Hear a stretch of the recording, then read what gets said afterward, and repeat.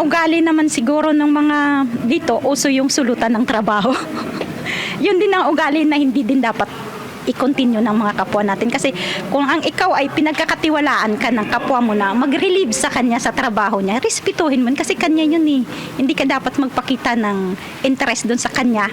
Maghanap ka ng para sa'yo. Ayun. Bilang isang reliever po ba, dapat po ba natin galingan o paano po natin yung aksyonan doon? As what you are, do what you can and do what the best for the work. Pero pagdating doon sa trabaho, sabi ng amo sa'yo na gusto na kita, no madam, because you already have someone and nag-refresh lang po sa kanya. I respect her, so I will give her back her work. Ganun lang kasimple. That's respect.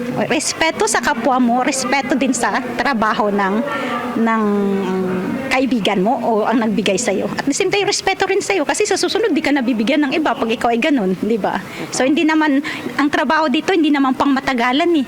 Halimbawa kami ay nag-aalaga ng bata at the age and 3, sa school na yung mga bata, so wala na ulit trabaho, hanap ka na naman ulit. So pag ganun ang ugali mo, wala na magbibigay sa'yo.